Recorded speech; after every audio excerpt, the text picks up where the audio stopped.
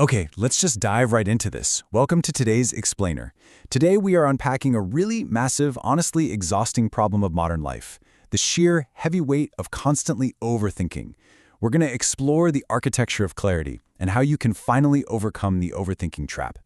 Because whether you're, just walking around, sitting at your desk, eating lunch, or literally just trying to get some sleep, chances are your brain is just running a mile a minute. It's totally a modern epidemic. But don't worry, we're going to break down exactly how to stop it using some really great, structured insights.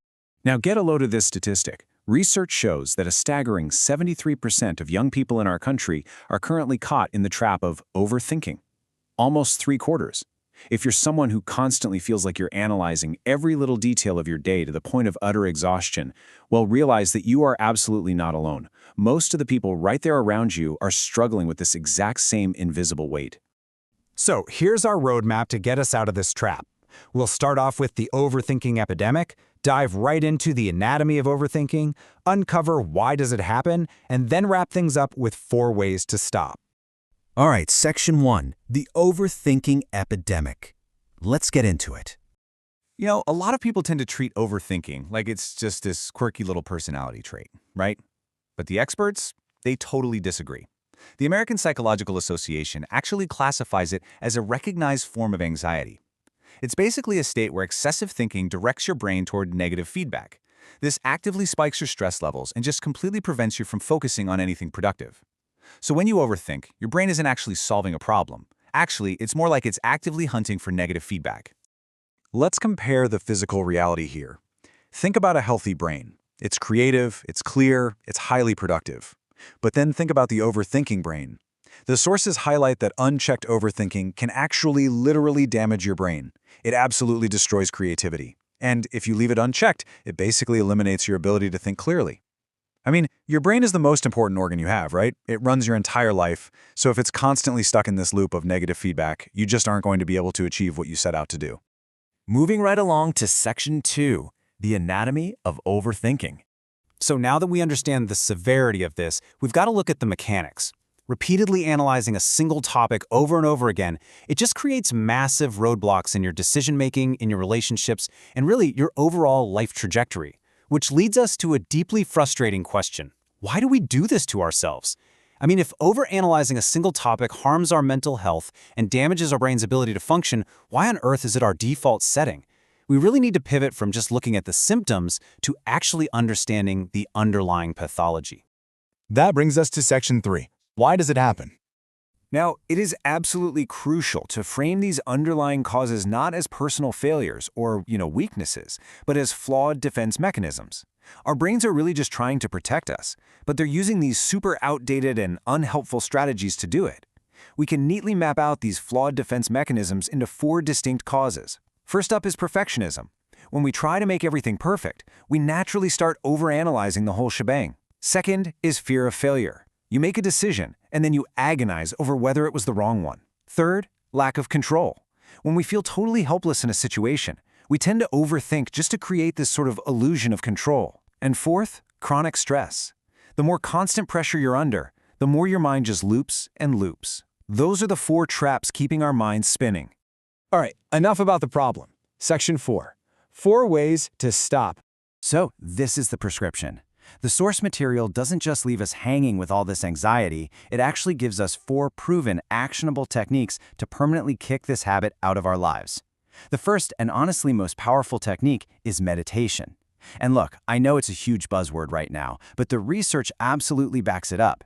It's the single most effective way to eliminate overthinking because it literally forces your mind out of that endless, anxiety-ridden loop and drops you squarely into the present moment. And when you focus on the present, that habit of overthinking decreases significantly. Let's look at how this builds into a super practical daily routine. Here are the 4 steps to do this right. Step 1, sit in a quiet place. Step 2, keep your back straight. Step 3, breathe deeply. And step 4, focus entirely on your breath. Really, that's it. The experts recommend doing this for just 10 minutes every single day. By doing this, you're actively training your brain to take back the steering wheel from your anxiety. Our second method is a little bit more pragmatic, and it's to set a time limit. I personally love this one because you're essentially scheduling your panic rather than letting it just, ruin your entire day. Don't let yourself randomly obsess over a stressful issue while you're eating lunch or trying to sleep. Give it a highly designated slot on your calendar. And the absolutely crucial point here is this specific time frame, 15 minutes. The source instructs that you give yourself exactly 15 minutes to think deeply about a problem. Dive into it, analyze it, worry about it, go wild. But the very second that 15 minutes is up, you must stop. Whenever that overthinking tries to creep back in later in the day, you just remind yourself, nope, I'm going to think about this during my designated time. Moving right along, method number 3 is journaling. When you're under a ton of stress, your brain gets completely flooded with thoughts. It desperately needs an outlet. Just like how venting to a good friend can relieve your mind, writing those thoughts down serves the exact same biological purpose. It basically clears out all that mental congestion. I mean, listen to this internal monologue for a second. Can I do this? Wait, how should I do it? What if I totally mess this up and don't do it right? We all know that voice, right? That's the internal monologue of perfectionism and the fear of failure. Putting these exact racing thoughts onto a physical piece of paper literally removes them from your head.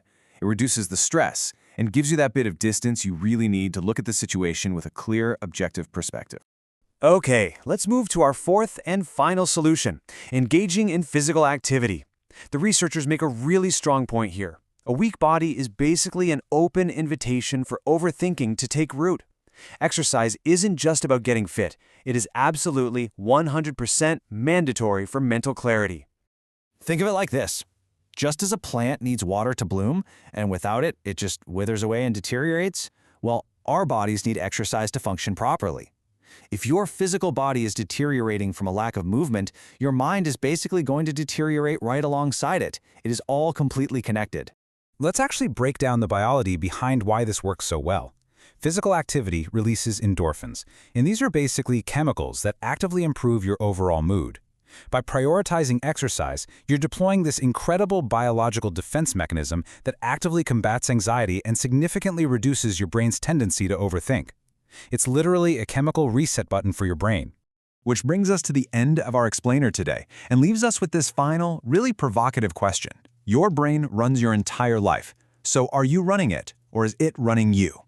Overthinking happens to absolutely everyone, as we've seen today. But now you have destructured tools, meditation, setting time limits, journaling, and physical activity to take that steering wheel back. So use them, protect your clarity, and take back your peace of mind.